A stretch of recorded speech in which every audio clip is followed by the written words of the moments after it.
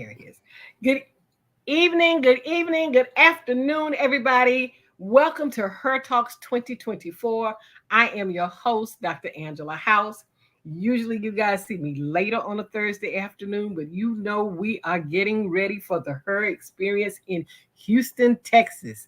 Houston has some problems, and we are coming with solutions.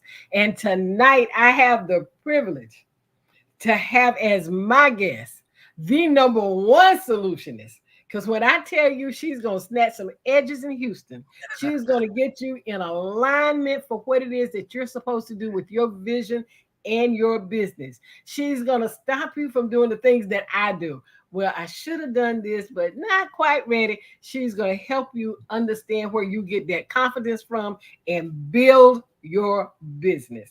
So tonight, Dr. Nikki put in here the edge snatcher herself. Wow. So tonight it is my honor and privilege to introduce Reverend Dr. Dawniel Winningham. I am so glad to have you here tonight. Thank you, sister. And I am definitely glad to be here. Awesome, awesome. We are so excited about you coming to the Her experience. We are so excited that you're just really a part of the network and you don't even know it because we have so embraced you. So just to tell the audience, she came in, she taught a master class one night, and she shifted all of our lives that were in that meeting. That's how dynamic and influential she is. And when I tell you this lady right here knows her stuff, if somebody tells you something different, you better tell them the devil is a lie, because she is on top of it. So, Dr. Cunningham, tell us about you and what you do. Not Cunning now. You got to keep that W in there. Winningham. I'm sorry. You got to keep that win in there. Oh, yeah, that win. Other than win, I would let you make it. But we come to win, right? In the name of Jesus, okay? So we are here to win. We were born to win. And I believe in it. And that's why I wear that name proudly, because, you know, it just is a woman's lot in life. We do so much. Yes. We sow so many seeds. We work so hard. So we really shouldn't have to negotiate our value. Absolutely. And too often we find ourselves doing that. You know, we find ourselves living by default sometimes because we don't take the time to design. You know, the word says write the vision and make it plain. And we're so quick to write everybody else's vision. Our children, we got a vision for the job. We got a vision for our men. But when it's all said and done, do we have a vision for how we want to live our life, not putting our own lives on the back burner? So I'm super excited about the Her experience. I just really think it's amazing what all you guys are doing. Dr. Nikki, yourself, laying this platform for Christian women to be able to come in and align their beliefs with their wealth. I think that is hugely important. I know we were created in the image of a creator. Yes. And so I think that, you know, we need kingdom blessings to match our kingdom talents. Yes, ma'am. Absolutely. Absolutely. And we too often put ourselves on the back burner and we don't understand the value of ourselves. We're often too afraid to ask for what our value is and our worth. And it is women like you that take us into that winning arena so that we can get to where we need to be. But I got a question for you. And I know everybody is excited about this. Reverend Dr. Winningham has a business that's called Pink Wall Street. Now we hear about Black Wall Street, regular Wall Street, New York Wall Street, and we know that that means revenue is being generated. But she is putting together, or has already put together, I should say, and an amazing, amazing organization that is the Pink Wall Street. Dr. Winningham, tell us about Pink Wall Street. So we say that Pink Wall Street is where women come to really create wealth. And, you know, women don't have a money problem. Women have a knowledge problem. Even the Bible says there's safety in a multitude of counsel. Yes. And somewhere along the way, women have been taught they can do it all themselves. So we're superheroes. We champion this, we champion that. And we almost get offended when there are things we don't know. But we have to realize that it is okay to learn from others. Somewhere along the way, we've parted ways as sisters, and we're living these silo lives, not realizing that each one should be teaching one. And Yes. there's something you know that I need to know. There's something Sally know that I need to know. There's something I know that you guys may need to know. And then we need to realize that each woman in and of herself has a value, and we shouldn't question that value if we need that skill. So we really, again, don't have a money problem. We've got a knowledge problem. Yes, yes, that's well put and very well said. And we do undervalue ourselves. We're so busy making, we don't think it's excuses, but they're really excuses. But we're so busy doing everything for everybody else. I got to take care of the kids. I got to take care of the home. I got to take care of this. I got to go to work. I got to make sure this is done. I got to help with the grandchildren. So we all think that those are things that we have to do. Those are things that we can do. But what we must do is put the value on ourselves and understand that we can help bring those people along, our children, our grandchildren, the people that we're supposed to be leaving a legacy for. If we find the knowledge that we need to get us to where God wants us to be, instead of making excuses that I don't have time because I have to do this, I have to do that, because God is going to work all that out. We write the vision, we might even write it plainly, but we don't execute. And I can tell you that I am guilty of that. I am guilty of not fully executing. I execute in pieces. And I execute in pieces, and it's an excuse because of everything else that I say I have to do. So I have to say thank you for cutting away the excuse factor, because we have to move forward. And We, you know, we one thing that I find, you're absolutely right. Even before I started my business, I had all of these journals and journals of these shoulda, woulda, couldas. Yep. Right? I was a card carrying member of the About to Tribe. I'm about to do this and I'm about to do that, but didn't really do any of it. But I tell women it's not because they're procrastinators. And sometimes it's not even that spirit of perfection. It's that you don't know what you don't know. And the Exactly. mind is a funny work of art. Yes, it is.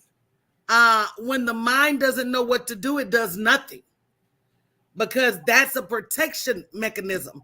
People always talk about fight or flight, but there's also frozen. So when the mind doesn't know what to do next, it's not going to put you in a precarious position where you're in danger. So the mind says, we don't know what to do next, girl. We just ain't going to do nothing. Right. And so you twist all of these ideas around, and you really can't get beyond execution, because you don't know step 1, step 2, step 3, step 4. And I don't know why so many people start businesses without getting expert advice.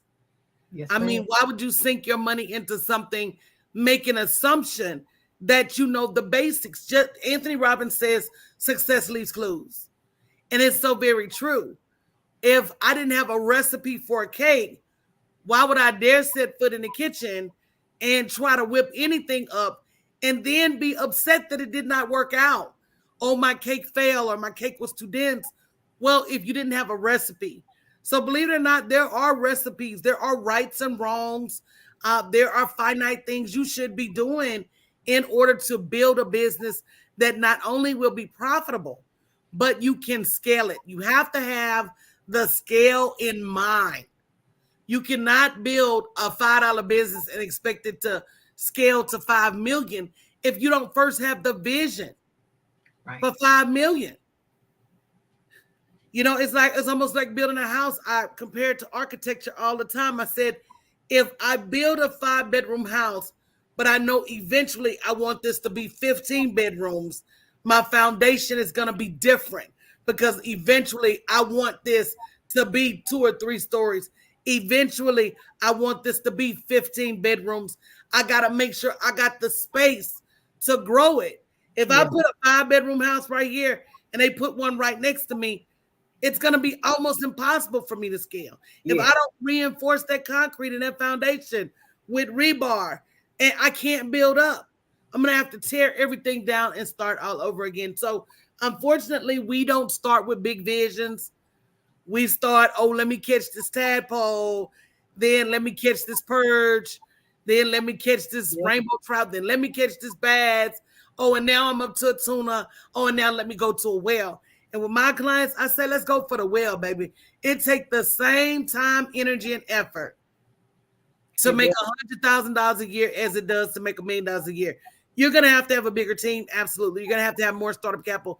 Absolutely. But at the end of the day, the work is the work. It is. It is. And we don't always understand the impact of not doing the work.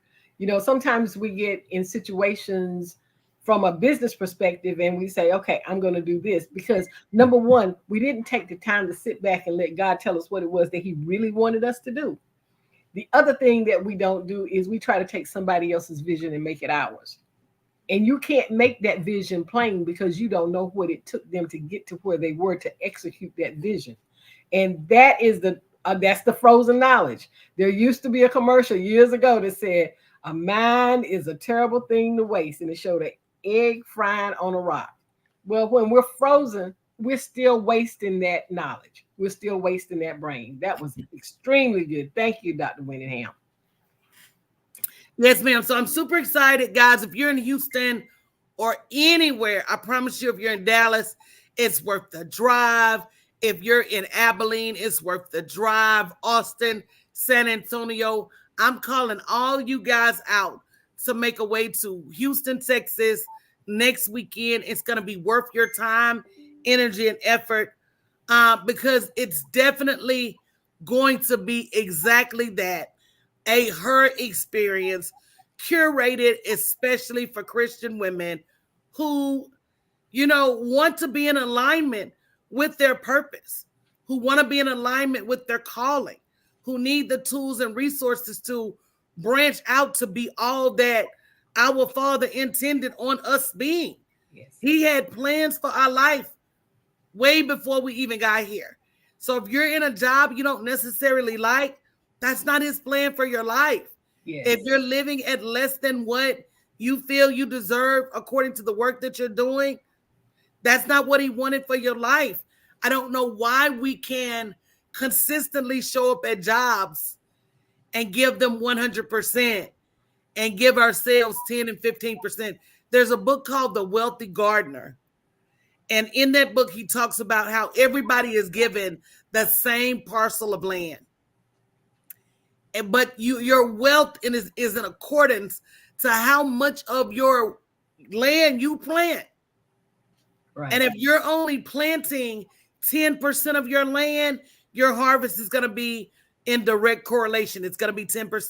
If Correct. you're only planting 15%. So when you're going to a job, that's actually you being a sharecropper. Yes. They're planting and working. Good Somebody analogy. Good else analogy. feel. Yes. Yes. And we're busy working for someone else, but we don't put the same effort in when it comes to working for yourself. And I'm guilty of that just as well as 1,000 and million other women out And I there. was guilty. So I mean, Yes. I'm not pointing fingers as much as it was trying to give you the realization. And let me tell you guys a God story real quick. I was on the way to speak in an event. This was in October of 20 I think 2014. I was on the way to speak at the event, and the name of my talk was Just Ask God. And I was talking about how a lot of things that we don't have, we've not petitioned God for. We've just not asked. And He said, you have not because what?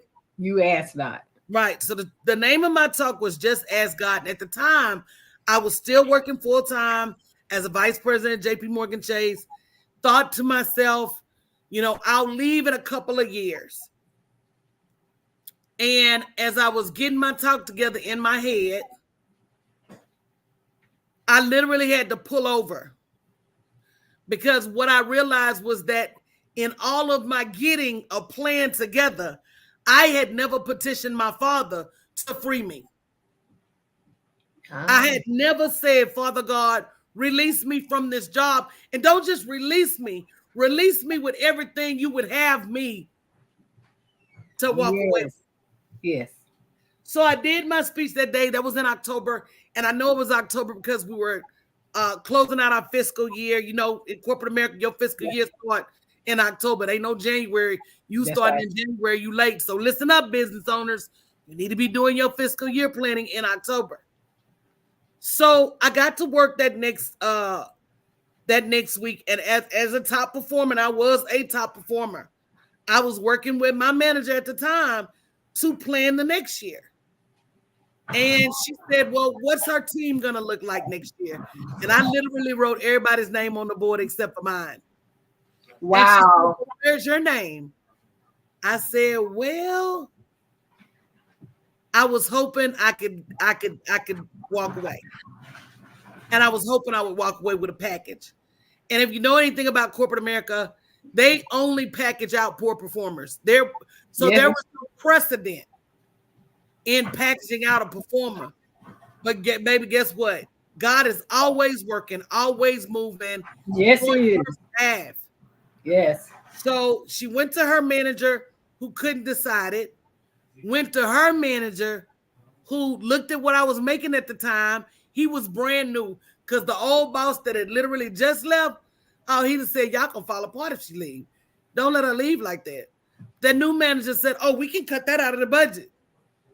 And he approved it. Awesome. And by March 31st of the next year, I was out.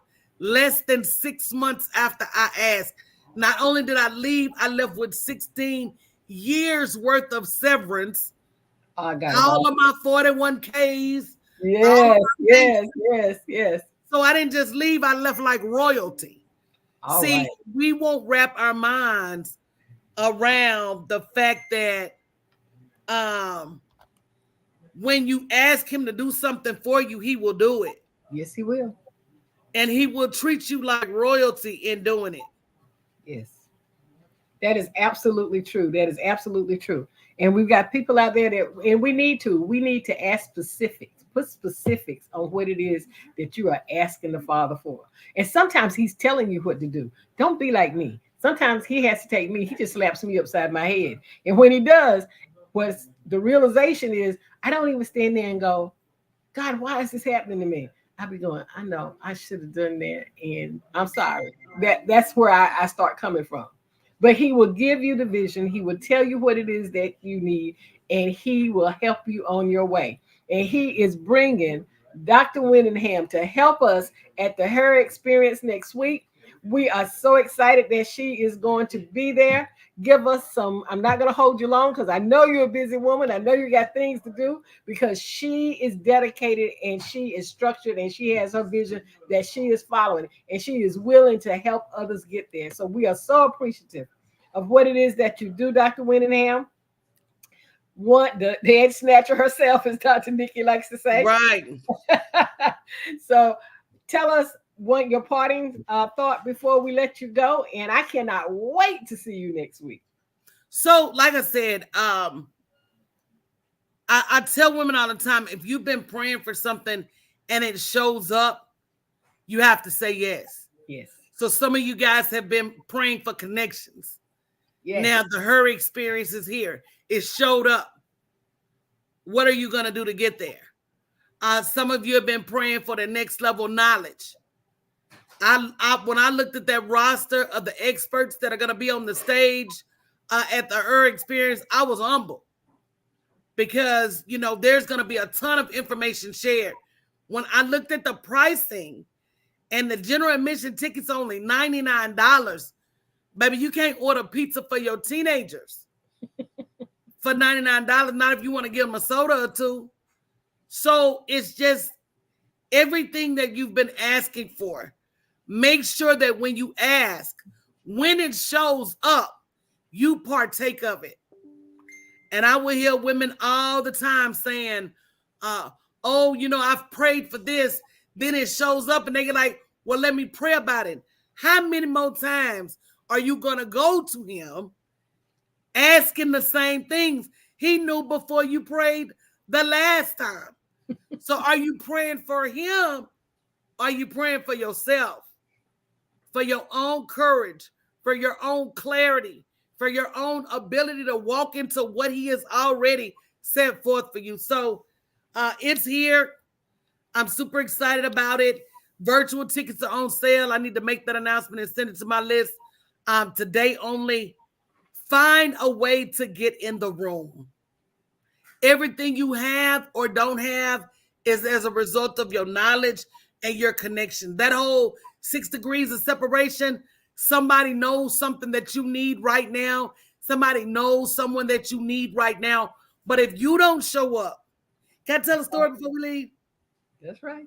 Can I tell a story before we leave? Yes, ma'am. Yes, you can. Okay, y'all know I'm an avid reader. Them real books. Them ain't no virtual books back there. Okay, them the real books back there.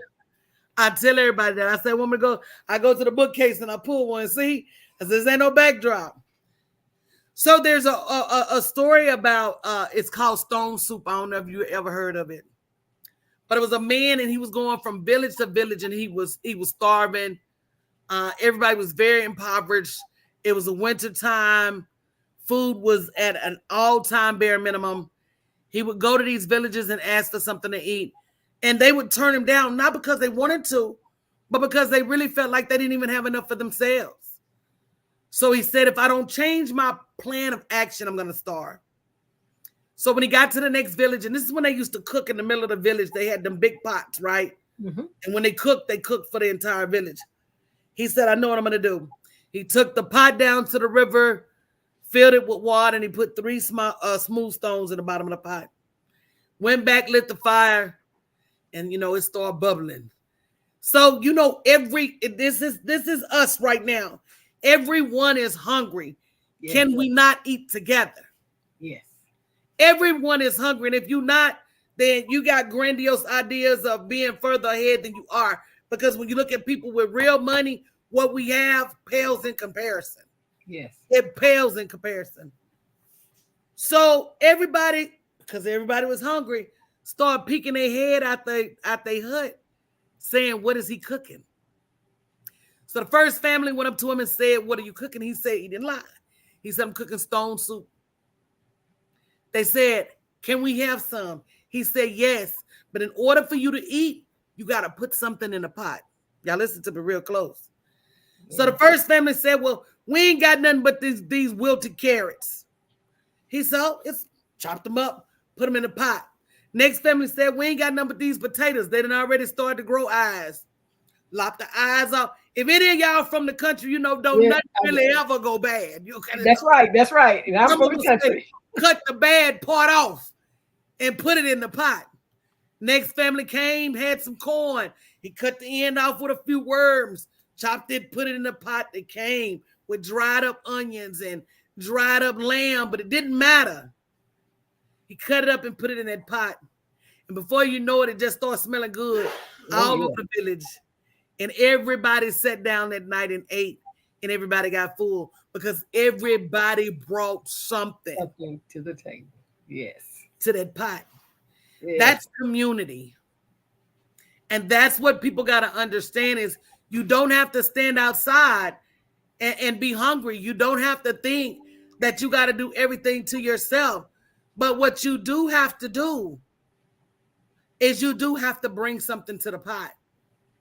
Whether that's you saying, I'm going to sow a seed in the organization by buying a ticket. I'm going to buy a ticket for my girlfriend. I'm going to sponsor somebody else that maybe couldn't afford to buy a ticket. You got to start showing up in the place that you want to be. Yes. So that things can start showing up for you. So I appreciate her experience, Dr. Nikki, yourself, Dr. Angela. You guys make me feel right at home. And I just know it's a great place to be. And I can't wait for other women to experience that as well. Thank you, Dr. Winningham. And it is a great place to be. And you are an example of why people should be in Houston next week. You got to be. If you're virtual, grab you a virtual ticket. I mean, just don't miss it. Absolutely. As Dr. Nikki would say, I didn't know you 2 months ago from a can of perm. We said can of paint. She says a can of perm. From a can of perm. But the impact and the motivation that you have given me, and I'm going to talk about me, has been phenomenal because me, I'm really extremely comfortable with what it is that I do. And it's not because that's what I want to do for the rest of my life. It's because I said the key word, I'm comfortable. But you have given me that motivation to say, that knowledge part has been missing. You comfortable because you know this. You didn't know it when you started. You weren't comfortable when you started. So why are you treating your own business like that? So I Absolutely. thank you for that motivation. I thank you for that impartation because for me, that was a piece of knowledge that was already sitting in the back of my head. I just didn't bring it to the forefront. And you So, know what, sis? That is, there's a book called Good to Great. I'm sure you've heard of it mhm, because it's a corporate staple. And in that book, he says that good is the enemy of great. When people are living good, they are hesitant to upset the apple cart. I'm exactly. living good. So what I find with women is not until the bus jumps the curb. Oh, Right. now I just got laid off. I need to get help. Oh, I just did this, or this just happened.